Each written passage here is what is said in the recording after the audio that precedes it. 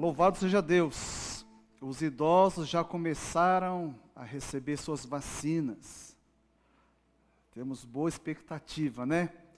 Com a imunização da população, principalmente dos idosos, pessoal que tem sofrido mais.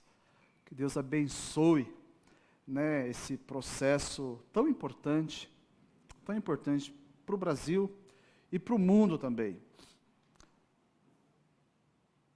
Convido-os a abrir suas Bíblias no Evangelho de João, capítulo 8, dos versos 1 ao 12.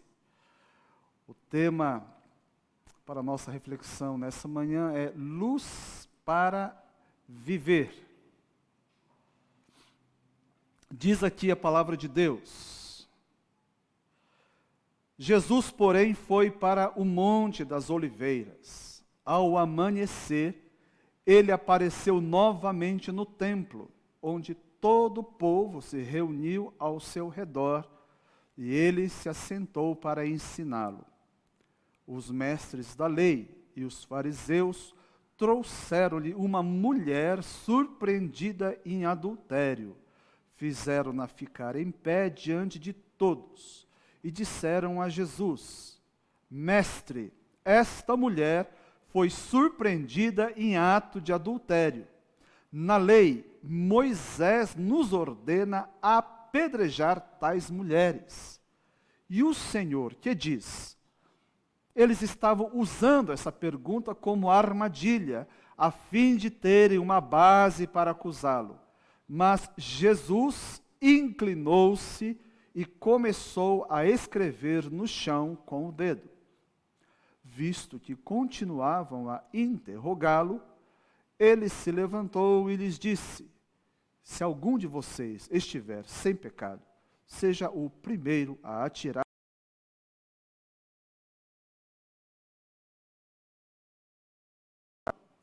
Os que o ouviram foram saindo um de cada vez, começando com os mais velhos. Jesus ficou só, com a mulher em pé diante dele.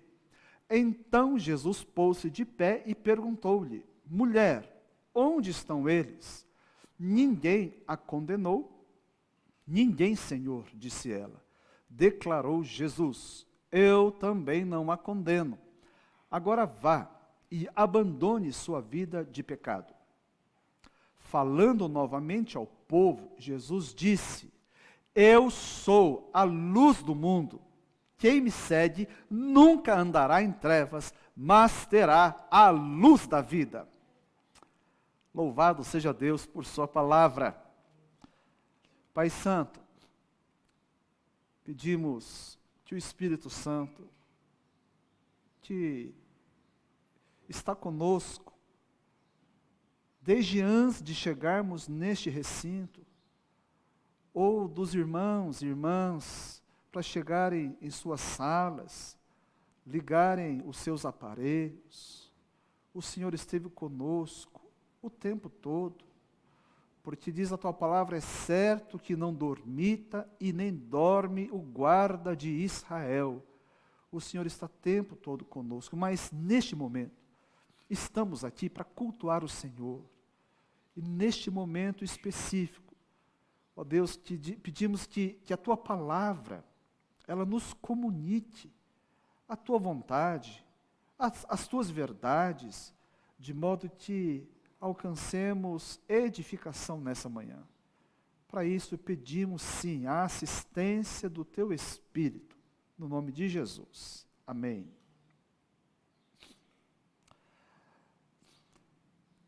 Isso tudo aconteceu em Jerusalém. Jerusalém, nessa ocasião, já contava mais de 3.000 anos de história, de existência. Jerusalém era considerado no passado o centro do mundo. Ele ficava no caminho entre Ásia, África e Europa. E o centro de Jerusalém era o templo. E o centro do templo, o Santo dos Santos. E dentro do Santo dos Santos, só tinha uma arca. E naquele tempo, dentro da arca, as 2 tábuas da lei, onde estavam escritas, tábuas de pedra, né? Escritas pelo dedo de Deus, os 10 mandamentos que foram dados a Moisés, aliás, confiados a Moisés para serem dadas ao povo de Israel. E desde então, a palavra de Deus tinha sido anunciada e o povo sabia. E a lei, o propósito da lei era comunicar bênção. Não era um meio de restringir a liberdade do povo, de ser uma espécie de estraga-prazeres com chancela divina. Não, veja lá, Deuteronômio, capítulo 11, versos 26 e 27, diz: prestem atenção, hoje estou pondo diante de vocês a bênção e a maldição. Vocês terão bênção se obedecerem aos mandamentos do Senhor, o seu Deus, que hoje lhes estou dando. Então, através da obediência, Deus ia comunicar bênção. Mas passados milênios, desde que as tábuas foram dadas, o povo estava muito longe de Deus. O sacerdócio, que deveria ser os representantes de Deus na terra, estava totalmente corrompido. O povo estava em trevas. O povo estava em trevas. Trevas espirituais. O povo estava muito longe de Deus. Longe daquela condição para atrair a bênção do Senhor. Aquele meio onde Deus podia ordenar a sua bênção. E nesse tempo de trevas profundas, Deus, Ele resolve ligar o interruptor do mundo. Senão, veja, Isaías 9:2.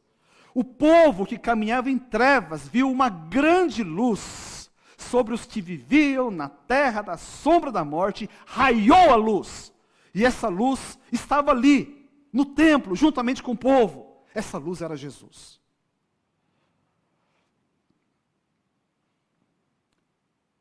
O povo estava em trevas.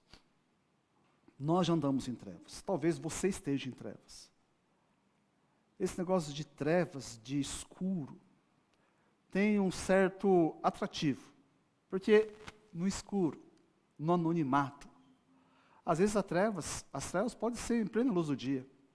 Quando você está sozinho no seu quarto, ou quando você está sozinho com a sua namorada, esse pode ser um momento de luz ou um momento de trevas. Qual que é o atrativo? Ninguém vê. Ninguém vê. Pode fazer, teoricamente, o que quiser. Por isso há incômodo na luz, né? Porque ela revela as coisas. A luz pode surpreender. A luz, ela pode constranger. A lei, representada ali pelas tábuas, que estava dentro da arca no templo, a lei deveria servir como uma bússola, como um termômetro para aferir a saúde espiritual do povo. Mas ela perdeu essa função. Ela começou a ser usada como um meio para julgar os outros. Para julgar os outros. E vamos falar a verdade, gente? É mais fácil cuidar da vida dos outros do que da nossa. Quantas vezes nós não fazemos isso? Se não escancaradamente, porque isso vai afetar a nossa imagem, pelo menos no coração. Nós somos especialistas, todos nós carregamos uma toga secreta de juízes. Então, cuidar da vida dos outros é fácil, e é o que estava acontecendo aqui, no templo. Ali no pátio do templo. Aquela multidão, cuidando da vida daquela mulher, e era fácil falar então, ela adulterou, ela pecou, ela errou. Essa mulher merece morrer. É o que o povo estava fazendo. Isso é só uma reprise do Jardim do Éden. Senhor, essa mulher que tu me deste por esposa, me deu da fruta e eu comi. Sempre foi, desde o Éden. Só muda os personagens. E nós não somos diferentes. É difícil reconhecer o nosso erro. Como é difícil? Né? Que dificuldade. E quando se reconhece, muitas vezes a gente gosta de socializar. Eu errei, mas fulano participou.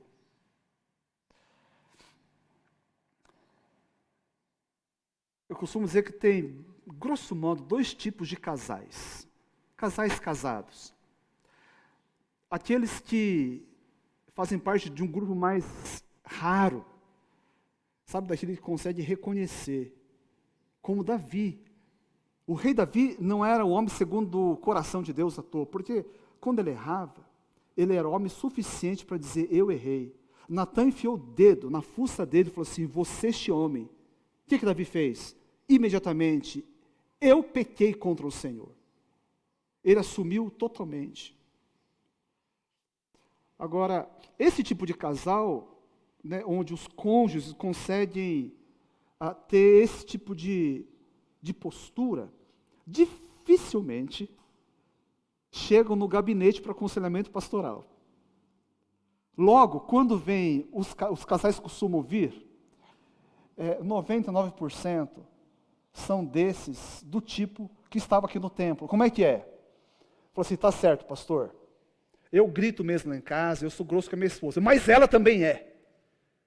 Sempre tem esse mais. Eu espero, ele fala tudo. Ele parece estar sendo um crente quebrantado, mas num momento vai aparecer um mas. O mas, porque é difícil. É difícil a gente reconhecer. Charles Spurgeon, o príncipe dos pregadores do passado, ele tem uma frase que eu gosto bastante. Ele fala assim, olha, o entendimento do homem é tão obscuro que ele não pode, por qualquer meio, entender as coisas de Deus, até que o seu entendimento seja iluminado. O homem é, por natureza, cego. E é isso. A gente vive em trevas, inclusive trevas de entendimento. Se Deus não ilumina, a gente não consegue entendê-lo. E não apenas isso. A gente não consegue entender o outro. E a gente fica cegado para a nossa própria condição. Nós somos cegos. Nós somos igual aquelas crianças que comem o chocolate escondido no escuro, para que a mãe não veja. Mas então a mãe acende a luz e todo mundo vai descobrir o que aconteceu. Né? Você que está rindo aí, já fez isso na semana passada. Eu vi o que você fez na semana passada. Jesus, por isso essa oração do salmista, no Salmo 139, verso 24, ela é uma oração que nós devemos fazer sempre, né? Vê se em minha conduta algo que te ofende, e dirige-me pelo caminho eterno. Nós não conseguimos discernir a nossa própria condição. Às vezes as nossas intenções, até mesmo as intenções, né, elas são confusas. Jesus disse, eu sou a luz do mundo. Precisamos dessa luz. Então, aquele povo estava lá no templo. E qual que era a importância do templo? Estava lá a arca, ok, mas qual que era a importância do templo para o povo? O templo era o local onde todo o israelita que pecou, ele levava um animal para ser sacrificado. E o sangue daquele animal seria derramado no lugar do sangue dele. Ou seja, o templo era o local para se receber o perdão de Deus. Esse era o propósito, né? O sacrifício para a expiação dos pecados. Mas o povo estava sem luz. E assim transforma um local de perdão no quê? Num tribunal para julgamento e condenação. É isso que estava acontecendo ali. Então, porque o povo estava nessa pegada e insistindo nisso, aquilo que estava desgostando tremendamente o coração do Senhor Jesus. Ele estava vendo que, de fato, né, o sangue de bodes, de animais, já não estava dando conta Ele que era o Cordeiro derradeiro, aquele que o primo dele um dia apontou e disse: este é o Cordeiro de Deus, que tira o pecado do mundo. Ele estava ali, ele sabia que todo aquele sistema sacrificial se encerraria, porque ele mesmo seria o Cordeiro, que ia dar um jeito, o Cordeiro que traria a luz para o mundo. Então Jesus fala o quê? A frase que até não crente conhece, e nem sabe que está na Bíblia, né? Se algum de vocês, verso 7, capítulo 8 de João, se algum de vocês estiver sem pecado, seja o primeiro a atirar pedra. E com isso, Jesus, ele lança luz naquela situação toda. Todos ali foram expostos e desmascarados. Porque o texto, ele fala do que acontece na sequência. Quantas pessoas estavam ali com pedras nas mãos? 100 pessoas? 1000 pessoas? 2000 pessoas? Nós não sabemos. Agora, quantos dos que estavam ali eram pecadores? Todos. 100%. Não apenas eram, porque a Bíblia diz, eles tinham consciência disso. De modo que o texto fala que a partir dos mais velhos, um por um, foi saindo daquele ambiente. Todos eles se reconheceram pecadores. Quando a luz é acesa naquele ambiente, 2 grupos se formam. Aquele grupo lá se transforma em 2. O primeiro grupo é aquele que reconhece o pecado. E na sequência, dá as costas para Jesus e vai embora. O segundo grupo também é aquele. Não apenas reconhecia o pecado, né? O pecado estava escancarado. Jerusalém inteiro sabia do pecado dela. Mas ali ela permanece. E permanecendo ali, ela ouve. Quanto mais idade a gente vai alcançando, mais essa frase se torna significativa. Quem não se emocionou com essa fala de Jesus um dia, dirigido não para ela, mas para si, então ainda não entendeu o amor de Deus, ainda não entendeu a extensão da obra de Jesus. É alguém ainda que não aprendeu a alegria da salvação. Se você nunca se emocionou profundamente, você ainda tem que descobrir o que é relacionamento com Deus. Esse aqui é o sonho. Esse aqui é um divisor de águas na vida de qualquer um. Qualquer um. Tem um antes e um depois. Jesus diz: onde estão eles? Ninguém a condenou? Ela disse: não. Então ele responde: nem eu tampouco te condeno. Agora vai e abandone sua vida de pecado. Nem eu tampouco te condeno. A absolvição. Se tem um manto pesado que faz envergar a alma de qualquer pessoa, é o manto do pecado. E esse pecado gera culpa. Esse pecado, ele rouba a alegria. Esse pecado, ele nos acompanha 24 horas. A gente pode tentar disfarçar, a gente pode encenar que está resolvido, né, com a vida, que tem uma vida bacana, mas aquele que ainda não foi perdoado por Jesus, ele sabe que coisa terrível, e não tem idade. Eu já nem vou mais falar dos meus filhos, senão eles parece que são os piores pecadores do mundo, já falei tanto a experiência deles, né, de como que era a relação deles com o peso do pecado. Falei assim, como que pode um pastor ter 2 filhos tão pecadores? como o Theo e Natan. Não é que eles são filhos do Theo e Natan, eles são assim porque são filhos de Joel. O problema está no pai, talvez. Mas essa é a verdade, gente.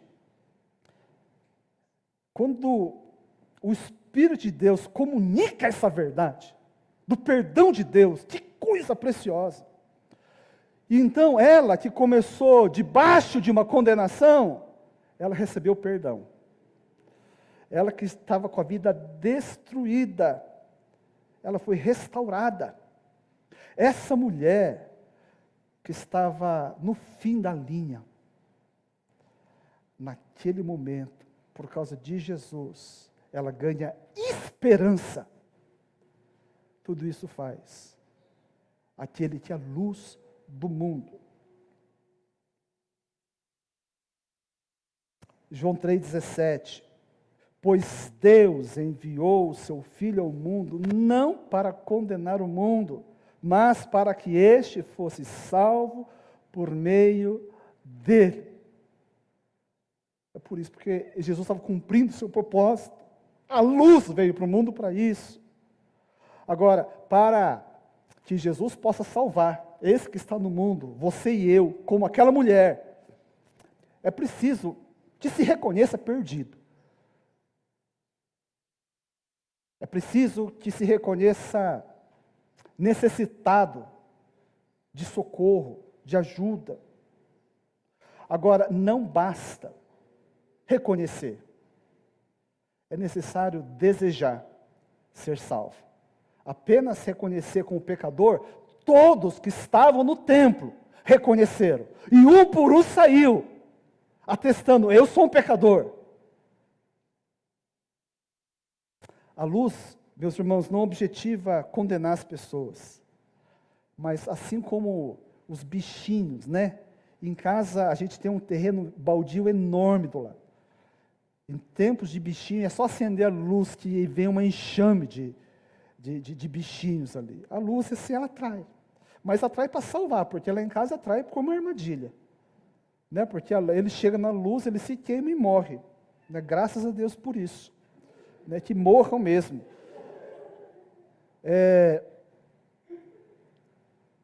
Por que Jesus não veio para condenar? Porque não havia necessidade de Jesus vir para condenar. Olha só, a Bíblia fala que quem não crê, João 3,18 fala, né? Quem nele crê, não é condenado. Mas quem não crê, já está condenado.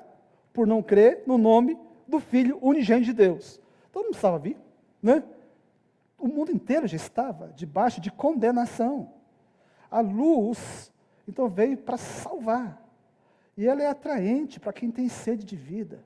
Porque vida nas trevas não é vida. Vida nas trevas é pesado. Você vê como é que a luz, para quem tem sede de vida, e às vezes nem sabe que a sede é essa. Mulher tem esse tipo de coisa. Toda mulher tem, é defeito de fabricação. Aí bem, eu estou com uma vontade do que? Fala que eu vou comprar. Não sei, estou com vontade de alguma coisa. É isso, não é? Não é? Mulher tem esse negócio de vontade, eu não sei do que tem vontade. E o coitado do marido tem que inventar. Né? A gente sai e compra uma meia dúzia de coisa, né, na expectativa, Deus, que seja uma dessas. Né? Eu quero pontuar com a minha esposa hoje à noite, louvado seja Deus, vai ter festa depois. Quando eu andava pelo centro de São Paulo, evangelizando as prostitutas, uma coisa muito interessante, a grande maioria delas se reconheciam pecadoras, a maioria reconhecia, mas tinha uma parcela ali que não, e principalmente quando elas descobriam quem eu era, então elas colocavam 10 escudos na frente, elas se defendiam, né? Não queria saber, e algumas ainda, acredito, uma porcentagem grande dessas prostitutas em São Paulo são oriundas de lares evangélicos. Lares evangélicos. Elas falavam isso para mim. Muito bem. E quando eram ex-crentes, então nem se fala. Essas aí queriam distância. ficavam se defendendo, não queria saber, até o momento. Que momento é esse? Quando o nosso Senhor Jesus Cristo, que eu lhes apresentava, não era um Jesus com um chicote na mão, sabe, com um tacape para dar uma porretada. Aquele que estava com a chave do inferno para jogar no fogo. Como muitas vezes aquelas crentes aprenderam. Quando o Jesus que era apresentado assentado num trono, revestido de graça, de misericórdia. Um Deus que estava ali para lhe salvar, para restaurar a sua vida. Um Deus que queria perdoar os pecados, curar toda a ferida interior e lhe dar uma vida, essa vida da qual elas sentiam tanta falta e nem entendia como. Nesse momento, as defesas todas, com exceção de uma única experiência que eu tive, todas, se desfizeram. Todas. Porque a luz, ela se tornou uma luz atraente. De modo que regiões lá, interiores profundas, há muito tempo intocada, sabe, fechada, talvez até esquecida, eram tocadas profundamente. E então, nessa hora, as lágrimas eram comuns. Eu lembro de, pelo menos, uma delas. Ela soltou um choro. É quase um suspiro. A impressão que deu era que aquele choro estava represado fazia muito tempo. Porque essas que estavam em trevas, teve um vislumbre da luz do nosso Senhor Jesus Cristo. Todo mundo que está em trevas tem sede de vida. É muito ruim ficar no escuro. E a gente sabe desde pequeno. Elias tem esse tamanho todo, mas era um covarde quando era bebê. Para ir no banheiro, tinha que chamar Israel toda vez. Israel, vão comigo. Vão comigo, amanhã a sobremesa é sua. Mas isso aqui, na verdade, é isso mesmo. É ruim ficar no escuro. Principalmente quando a escuridão não é essa física. Então, essa mulher, ela que permaneceu na presença de Jesus, ela foi perdoada. Mas não terminou aqui. Não terminou aqui. Uma vez iluminada, ela deveria permanecer na luz. Olha o que Jesus fala. Agora vá e abandone sua vida de pecado. Abandonar a vida de pecado é interessante. Jesus não fala assim, agora vá e larga a mão de ser adúltera. Sossega, mulher. Né? Joga uma água nesse fogo todo. Jesus não fala isso. Ele fala assim, olha, abandone sua vida de pecado. Porque adultério era só um sintoma, gente. Né? Esse era a pontinha do iceberg. O problema era muito mais profundo. Pecado tem a ver com estilo de vida. Pecado tem a ver com uma vida centrada em si mesma, onde a agenda, os valores são nossos, e deixa Deus de lado. É necessário arrependimento. Os jovens, numa época, gostavam muito dessa palavra no grego, né? Metanoia, mudança de mente. Quem muda a mente, muda a atitude, é mudar de direção. Aquela direção dos meus propósitos, meus projetos. Você dá uma guinada de 180 graus e ser o propósito de Deus, a vontade de Deus, imperando na minha vida. Isso é arrependimento. É cambiar todo o seu conjunto de valores, de propósitos. E essa mulher tinha que fazer isso. Abandonar a vida de pecado é tirar o eu do trono e colocar Jesus no trono. Então, o que é que eu faço com tudo isso? Se você está vivendo nas trevas,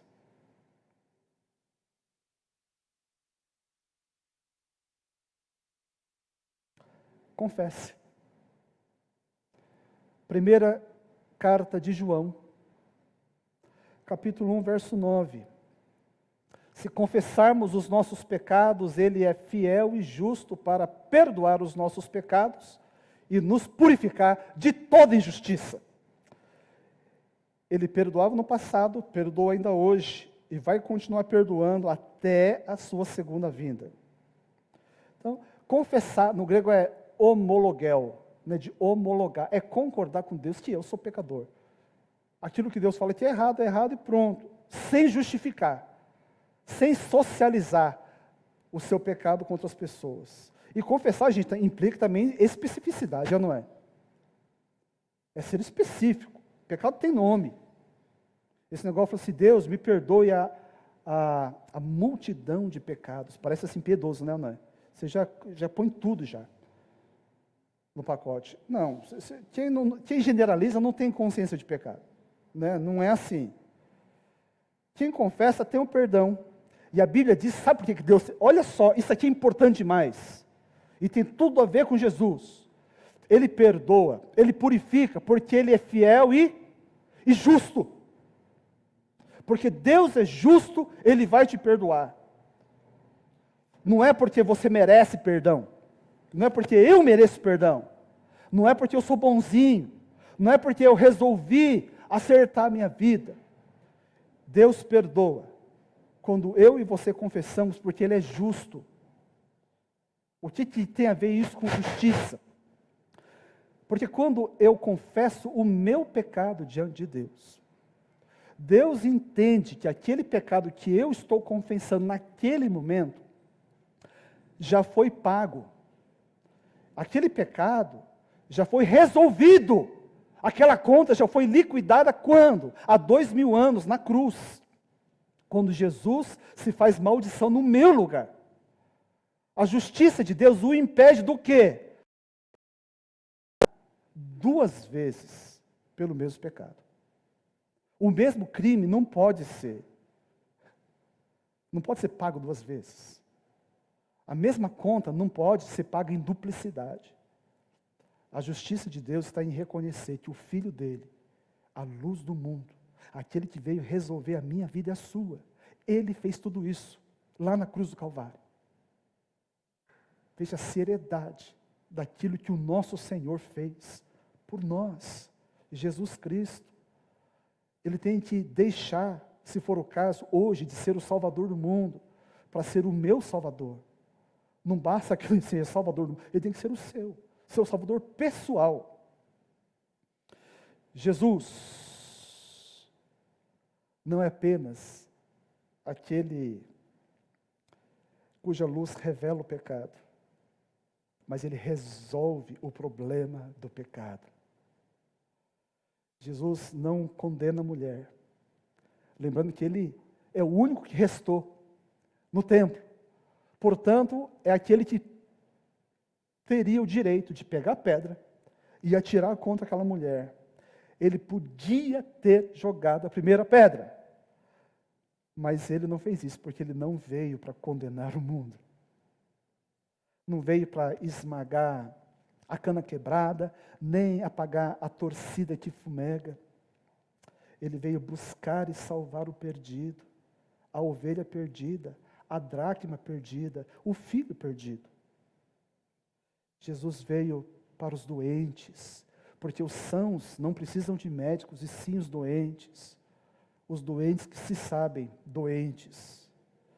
Ele é o bom pastor que busca incansavelmente a sua ovelha perdida. Ele veio para iluminar e salvar o perdido. Ele veio por mim e por você. Louvado seja Deus por isso. Se você puder fechar os seus olhos, nós vamos orar.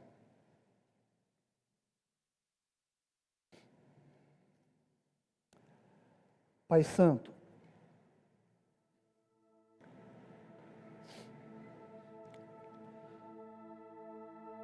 o Senhor sabe, somente os teus olhos podem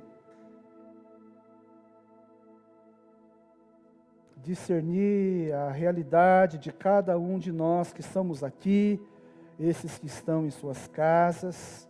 Quantos de nós não estão vivendo, ó Deus, numa treva densa, uma treva pesada, uma treva que fere, uma treva que rouba a vida, quando nós temos à nossa disposição o autor da vida, a luz do mundo, que está a nos atrair. Senhor, hoje é dia de muitas pessoas parar com essa resistência insana, resistir ao amor, à bondade de Deus. Espírito Santo, ajude esses que estão em trevas a se expor diante da luz do Senhor Jesus. Ó Deus, e ver então a transformação de sua realidade, assim como foi dessa mulher, ó Deus, que ouviu aquelas palavras tão gloriosas: eu tampouco não te condeno, agora vá e abandone sua vida de pecado. Senhor, muitos estão com os corações sangrando, justamente por estarem vivendo em trevas. Obrigado por essa verdade bendita, a luz de Cristo que já atraiu tantos de nós que, encantados por essa luz, não querem jamais abandonar essa luz, porque a vida, a beleza, a alegria, a plenitude na presença de Cristo. E, ó Deus, que aumente o número de pessoas que vão experimentar deste gozo celestial. Ó Espírito Santo, vai confirmando nessa manhã todos esses e essas que estão confessando diante de Ti esse perdão, essa purificação, por causa de uma grande e bendita verdade: o Senhor é justo para nos perdoar e nos purificar, porque Jesus Cristo já pagou a nossa conta lá no Calvário. Louvado seja o Senhor por essa verdade. Ó Deus, que continua sendo uma grande verdade 2000 anos depois, e o será até o Senhor voltar. Nós nos regozijamos diante de Ti por essa verdade. Jesus, a luz do mundo, nós Te amamos. Jesus, luz do mundo, nós Te reconhecemos e nos entregamos a Ti. É neste nome que nós oramos. Amém. Amém.